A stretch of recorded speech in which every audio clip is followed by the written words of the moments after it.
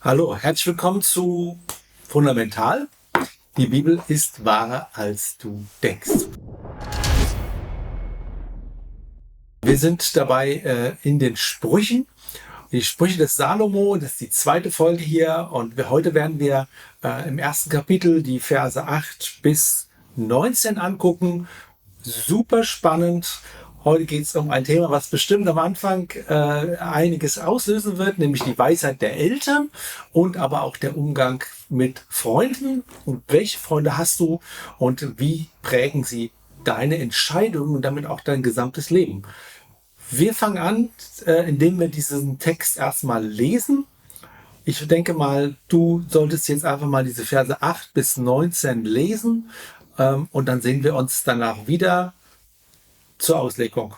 Bis gleich. Wie hast du es gesehen? Einmal geht es um Eltern achten oder die Weisheit der Eltern zu achten. Und das zweite ist falsche Freunde oder überhaupt Umgang mit Menschen. Diese beiden Themen sind so der erste Start. Und ich fange mal an mit den Versen 8 und 9 hier. Lese das vor aus der Lutherbibel. Mein Sohn, gehorche der Zucht deines Vaters und verlass nicht das Gebot deiner Mutter. Denn das ist ein schöner Schmuck für dein Haupt und eine Kette an deinem Hals. So, ich weiß nicht, wie dir das so geht. Also gibt sicherlich Zuschauer. Du hast eine gute Beziehung zu deinen Eltern und das ist 100% für dich. Du sagst, klasse, na klar, von meinen Eltern habe ich sehr viel gelernt und meinem Vater vertraue ich, meiner Mutter vertraue ich und wenn du das hast, ich sage dir erstmal, gesegnet bist du. Das ist eine tolle Familie. Das ist richtig gut und ich weiß, viele, die hier sind, haben natürlich das auch so erlebt und dann bist du ein gesegneter junger Mensch, wenn du das hast. Wenn du das nicht so hast, also dann wirst du wahrscheinlich mit diesem Vers hier etwas hadern. Ich sag mal so, ich fange mal von mir an. Also meine beiden Eltern waren, als ich Kind, junger Mann war, nicht gläubig. Also mein Vater war sogar eher so dagegen. Und meine Mutter war dann irgendwann später, die hat sich auch so bekehrt dann, also eigentlich nachdem ich Gott gefunden hatte. Ich bin ja auch nicht christlich groß geworden, das merkt man im Pflicht immer noch.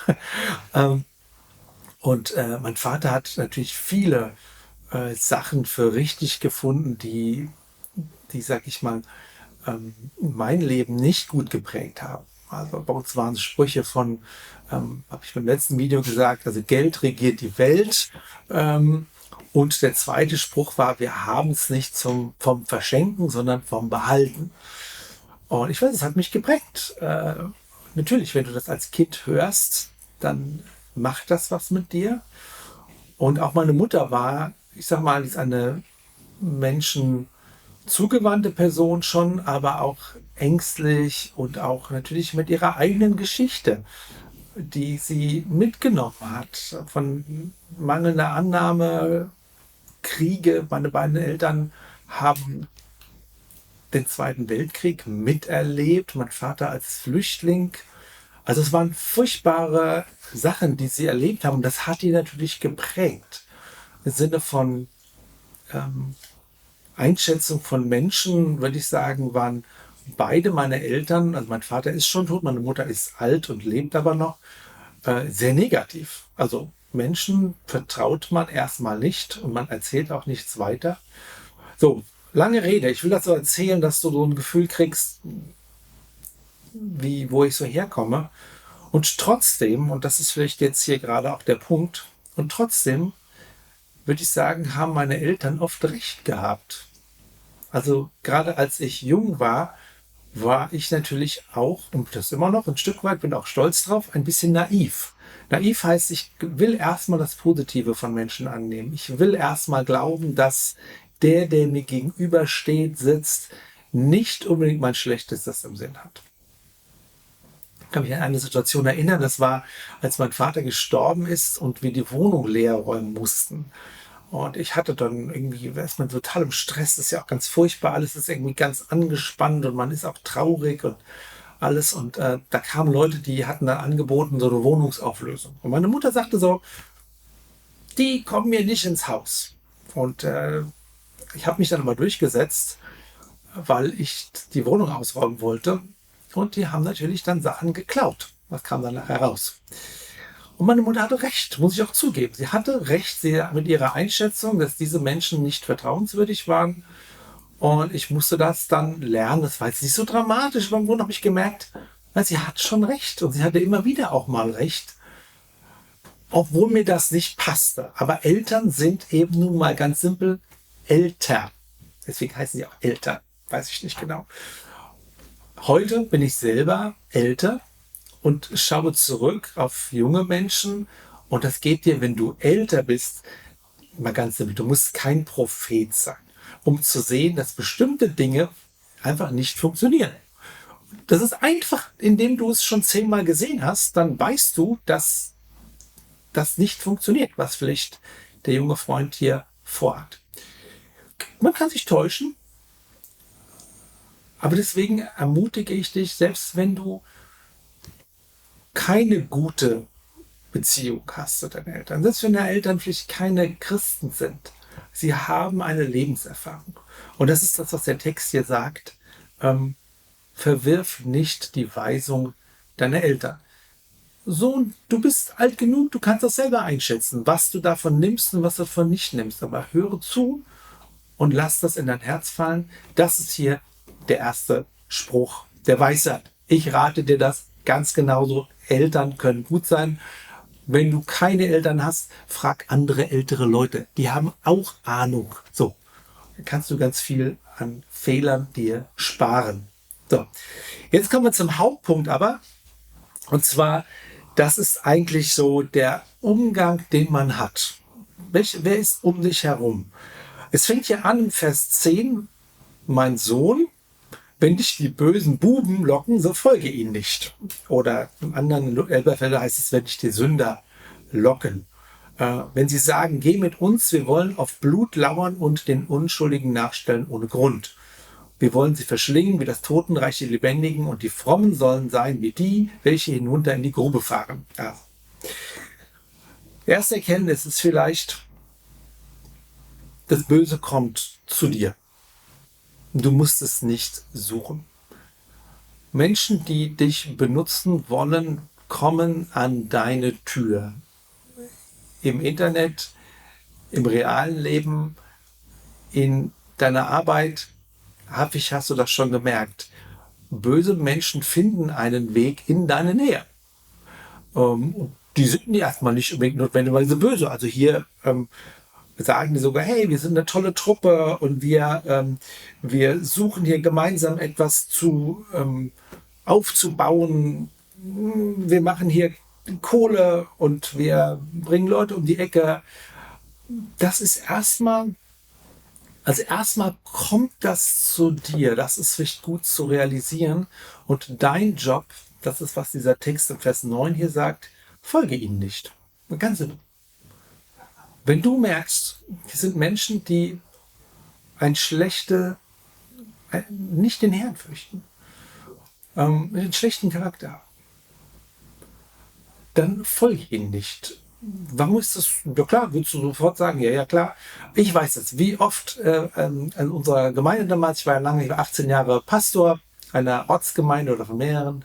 Und was denkst du, wie viele Leute da kamen, die immer irgendwelche dollen Ideen hatten, wie man richtig gut Geld verdient. Also jedes Jahr kam mindestens eine.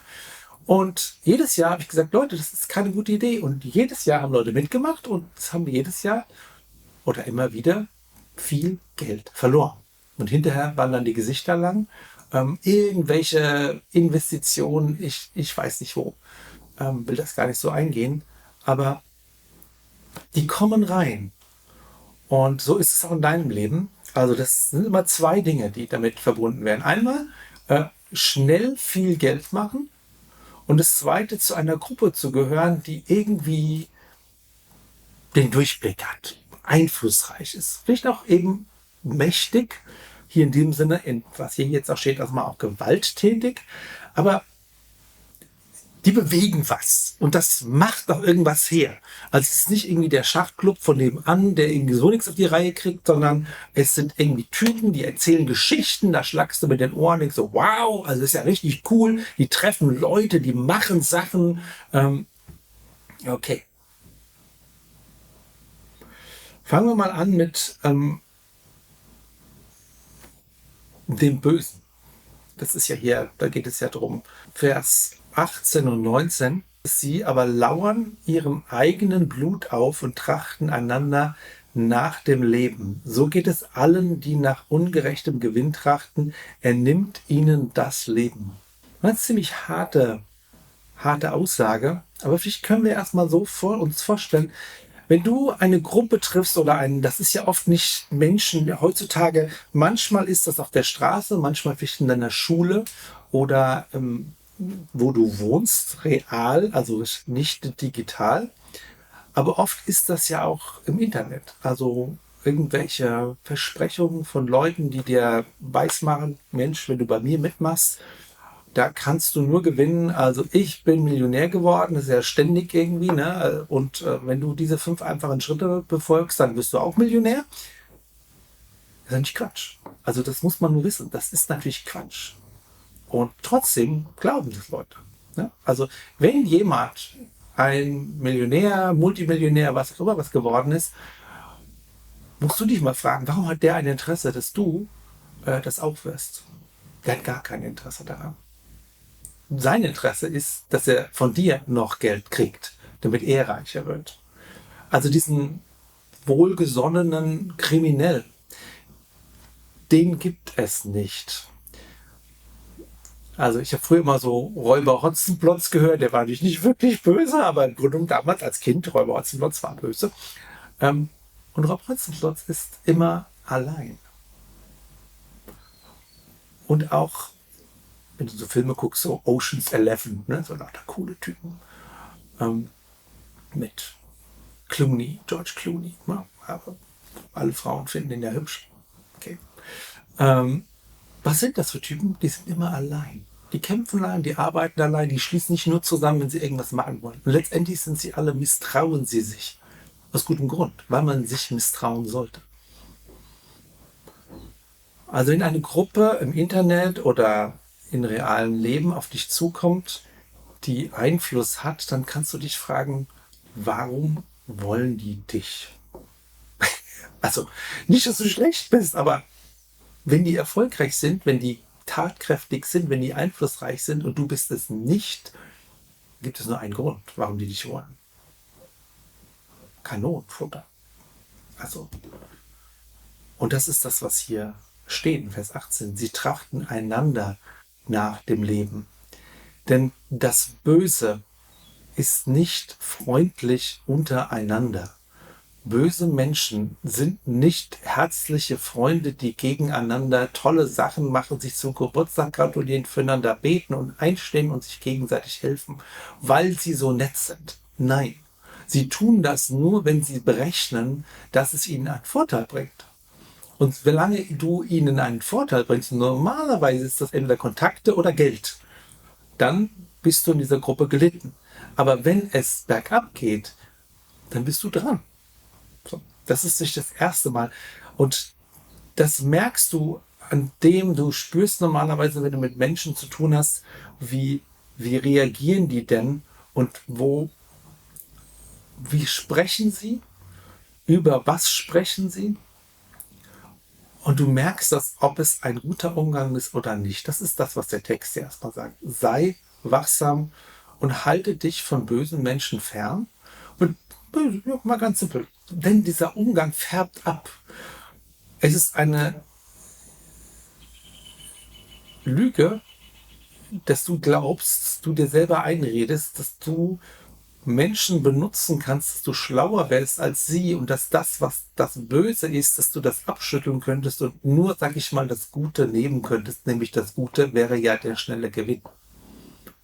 Du täuschst dich. Das ist das, was die Bibel sagt und das ist das, was mittlerweile auch, will ich in meinem Leben so sagen, das klappt nie. Ich habe ein paar so Kaliber miterlebt. finde es ganz schön, hier im Vers 17 heißt es, denn es ist vergeblich, das Netz auszuspannen vor den Augen der Vögel. Also im Grunde genommen, hier wird so ein Sinnbild genommen. Also wir machen irgend so einen Deal, irgendwas Cooles, wir schaffen das irgendwie, wir werden die Leute überlisten, wir sind schlauer als die. Ähm, Meistens klappt das nicht. Und es gibt sicherlich Momente, wo das klappt. Die Frage ist, ob du da dabei sein solltest, oder ob man dich vorher ausschaltet. Also, Gewalt und schnelles Geld haben eins gemeinsam. Sie sind nie genug. Das wird sich immer nur steigern. Jetzt kommen wir zum zweiten Teil, nämlich schnelles Geld. Das ist ja heute so ein großes Ding, war schon immer übrigens ein großes Ding. So wie es auch schon immer kriminelle und böse Menschen gab. Dieser Text ist ja nun, wie wir gerade gelesen haben, circa 2.500 Jahre alt. Auch damals gab es Menschen, die andere umgebracht haben, die das als Spaß empfanden und die sich daran bereichert haben und auch entsprechend ihre Motivation daraus gezogen haben. Schnelles Geld. Heute nennt man das ja passives Einkommen. Das ist vielleicht nicht genau das Gleiche, aber diese Hoffnung, möglichst eigentlich mit nichts, wenn man so schlau ist, schnell reich zu werden. Und das ist, da geht es weniger um das eigentliche Geld, denn Geld an sich ist nicht notwendigerweise schlecht. Das sagt die Bibel auch nicht, dass es per se immer nur schlecht ist. Also Abraham war gesegnet und war reich. Jesus nennt allerdings das Geld den Mammon. Warum? Weil Geld eine eigene Persönlichkeit hat. Geld ist niemals neutral. Geld tut etwas mit dir oder du tust etwas mit dem Geld. Gerade beim schnellen Geld geht es darum, möglichst schnell etwas zu bekommen. Das ist so ein Rush. Also es ist so ein ich kriege jetzt irgendwie Kohle. Ne? Ganz schnell mehr, als ich normalerweise habe. Ich kriege jetzt 5.000 oder 10.000 oder 100.000 oder 1.000.000. Ganz schnell. Auch wenn du die gar nicht so schnell ausgibst, das ist ein Unterschied, ob du dauerhaft Geld verdienst, indem du Sachen anlegst. Und das hat jetzt nichts, ich will das nicht schlecht machen. Also vieles, wenn du etwas investierst, ob das jetzt was Physikalisches ist in Immobilien oder ob du jetzt in Bitcoin-Mining machst oder irgendwie sowas. Du investierst etwas und du kriegst einen regelmäßigen Return. An sich ist das gut. Nur wenn es zu so einem Rush wird, ich muss jetzt mehr Kohle, dann fixt es dich an. Das ist ein bisschen wie Drogen. Und wenn du 1.000 Euro verdient hast diese Woche, dann musst du 2.000 nächste Woche verdienen und übernächste Woche mehr und mehr und mehr. Und es hinterlässt eine Leere. Das ist das, was hier so steht. Und es bringt deinen Fuß dazu, abzugleiten. Du kommst zur Weg ab. Schnelles Geld klappt für dich nicht. Wenn du mit dem Herrn laufen willst, dann wird es dich hindern, deine Berufung zu leben. Und das heißt nicht, dass alle arm sein müssen. Es heißt nur, achte auf dein Herz. Das ist ja das, was diese Stelle hier sagt. Achte auf die Menschen und die Informationen, mit denen du dich füttern lässt. Das war der Punkt. Es kommt zu dir und du musst sagen, nein, ich mache das nicht. Und wenn du dich fragst, Tom, kann ich dieses oder jenes Investment machen? Ganz simpel. Bete mal, lass dir vom Herrn zeigen, wie du das machen sollst. Wenn du vom Herrn ein klares Go hast, dann tust du das. Und wenn du vom Herrn Zweifel hast, dann lässt du es. Und meistens ist es ja so, dass du eigentlich weißt, dass das schwierig ist. Und manche sagen so, klar, dann macht man das. Das heißt nicht, dass man keine guten Gewinne machen kann. Aber wenn du schon spürst, da ist was schief, dann versucht dein Verstand dir einzureden, dass es trotzdem irgendwie gut wird. Das ist das, was schief geht. Ja. Also, diese beiden Punkte, schnelles Geld und Einfluss durch mächtige Freunde, die dann gewaltsam vielleicht etwas umstürzen können, sagt die Schrift hier, fliehe davon. Lass das. Kannst du machen, musst du den Preis nur zahlen. So, ich möchte einfach mit diesem kleinen Thema heute schließen und dir eine Frage mitgeben. Und zwar, was oder wer ist dein Umgang? Bist du in Gefahr zu fallen? Von wem lässt du dich prägen? Oder von was lässt du dich prägen? Welchen Stimmen gehorchst du? Welchen YouTubern folgst du nach? Welche Webseiten betrachtest du?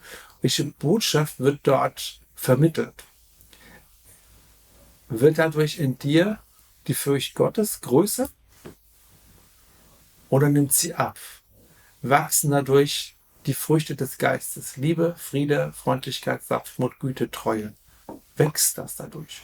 Das kann durchaus wachsen, auch beim Geldverdienen. Kannst du froh sein, auch stolz sein, im Sinne von mal, ich bin froh, der Herr gibt mir etwas, er hat mich gesegnet. Das darfst du gerne nehmen. Du musst nicht im Kleinen, du musst nicht arm sein. Aber du spürst das, ob es gut ist. Ja? Und wenn das nicht gut ist, das sind die Sprüche. Dann sagt er, lass es. Ich sage dir das auch. Ich will beten am Schluss und dann hast du eine gute Entscheidung, die du treffen kannst. Herr, ich bitte dich, dass du jedem von uns, der zuschaut, dass du uns auf rechter Bahn leitest, dass wir nicht dem Bösen folgen, dass wir nicht bösen Menschen folgen, dass wir uns nicht einlassen auf den Mammon, der uns verführen will, sondern dass wir fest an dir dranbleiben, an deinem Wort und dass wir an unserem Lebensende zu guten Ufern kommen, in der Furcht zu dir wachsen, in der Weisheit, in der Liebe und der Erkenntnis. Ich segne dich im Namen des Vaters, des Sohnes und des Heiligen Geistes. Geh ihnen in Frieden. Bis nächste Woche.